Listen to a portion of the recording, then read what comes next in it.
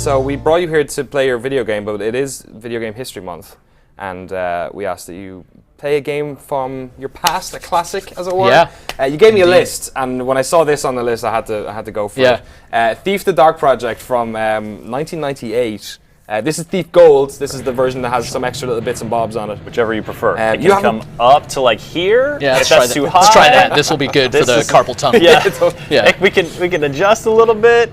So you haven't played this game, I'm guessing, in a while. I have not played it in some time. I don't remember what the default. Skip training. Yeah, you got it. Oh man. All right. Try hard. Skip training. This game had really, I really loved. So my little trivia around this game, or one of the reasons it's personal to me, is it's the first 9+ score that I gave a PC game in my days of reviewing games on GameSpot. This game just blew me away when I played it. I didn't know what to expect going into it, but I was really blown away by how amazing the setting and the story of this game was, in addition to all of the really great and rich game systems here. It was like nothing I'd really played before. What had Looking Glass made up until that point? They had made, they did System Shock, did System, right? Yeah, I was hesitating on that because later Origin released it. System Shock was before. I think they did Flight Unlimited 2. They did like a flight simulator also. But Thief was something. So WASD controls do. I think WASD work. Yeah. I did it before we came on. So I got my sword. I got my blackjack. If you're a Thief player, you know that you should not. Oh man, if only I knew how to put away my blackjack. It's all good. So there's a great, the protagonist of this game is a great character named Garrett, and early on you find like patrolling guards here, and he's like, "How's it going?" And you just have your first amazing moment of like, "Man, I'm a thief. Like no one knows what I'm all about." That dude is not alarmed by you lurking in the shadows. You could just go, and totally whiff. That is Thief in a nutshell. So you clock dudes out. This game wasn't much of a, let's see, how do you... Right click, I think it was to pick people up? Yeah, now I am carrying Homeboy around. He is out cold, and I could just, leave him out of sight somewhere. There's that little gem at the bottom of the screen. I don't know why Stealth Games did not steal this, because it was so good. It worked so well. That little red shines light brighter. Yeah, it's just telling you how concealed you are or not, and it worked really well. So yeah, basically when you're just walking around, people treat you like a civilian, but as soon as you break into one of the places that you're trying to pilfer, then guards are on patrol, and the game was tuned in a really interesting way where you're a thief, not a fighter. So in head-on fights, you tended to lose. Yeah, if you got more than one person, you were kind of in a whole. So I think this guy's not gonna. I think he's gonna be all right with me. Yeah, because I'm just minding my own business. He's not gonna call you a tapper. Yeah. He didn't do anything to me, but for the viewers at home.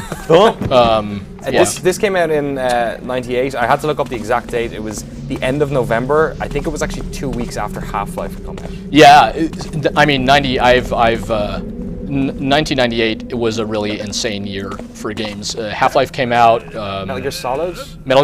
StarCraft came out. Ocarina came out. Like everything came out. Think like Baldur's Gate and stuff. So basically, like the like a classic game in every modern genre, I think, all came out that year. So Thief was, I think, overshadowed. Oh God, that's terrible. To some extent by stuff like Half-Life, but its legacy for sure lives on. I feel like there's a whole generation of game designers for whom this game is very sacred. And out of this studio came like a whole generation of designers who then went on to, Ken Levine onto Irrational, and then folks who made Dishonored, like they came out of this studio as well. I remember where to go. You have to go into that room where that dude is, and there's like a well. To knock him out, or we're drunk. I see. Yeah, he is probably just having a good time. We could leave him, but again, it's this kind of. Oh, he's got a key, so we could just steal the key, but kneecap. There we go. Nice. But so he'll feel that one in the morning. You are like a real lean guy. Yeah. Whenever you pull that arm up, I'm like. Yeah, this game was. It's not a muscular fella. Doors? I think you equip the key on the. Yeah, there's some interface stuff. That's one of the hardest things about. I always remember loving the key icon. Feels about 15 years old. Yeah. do it again? Is it mouse wheel or Shoot it with arrows. shoot it with a water arrow? Everyone in. You can go into the menu. I got some questions here. The folks Yeah. are asking questions at home. What do you have planned for the near future once Transistor is released? Nothing. Bathing, sleeping on top of a pile of money, surrounded by Yeah. hundreds of beautiful women. Obviously, when it's massive success. That we shall see. In all seriousness, we don't plan that far. One of the nice things about being small is, let's check the menus here. We don't have to plan too far ahead, and for us, it's like any plans that we attempt to have right now, I think would feel sort of false because we use item mouse to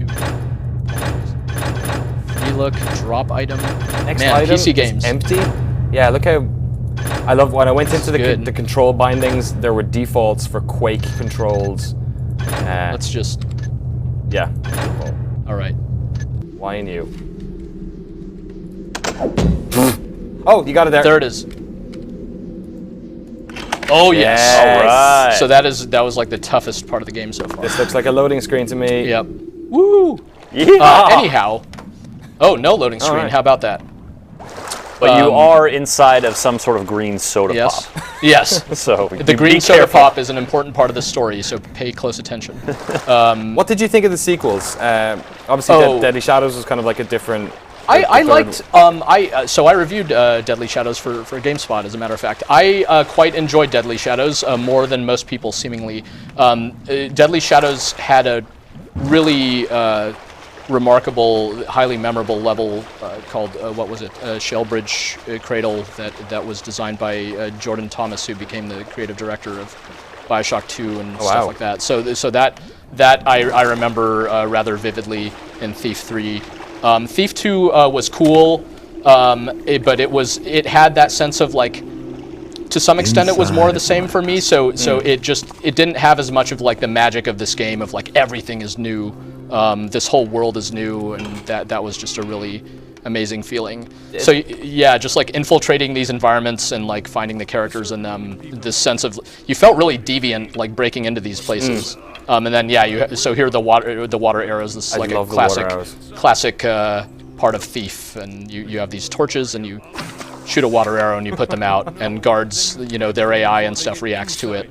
So there's a dude. So this is like a good early example where if he just sees me, he'll go to town on me, but I can make that more difficult for him. Stay hidden. We've got about a minute or two left of this, so feel free to just murder him. dudes Yes, if you want. You're speaking my language now. I want. At Let's last. see. I played this about a year ago on Random Encounter and was surprised by how tense it still was. Yeah. Because I always remembered when you got caught in this, it felt like game over. Nicely done. Yep. Right to the spine.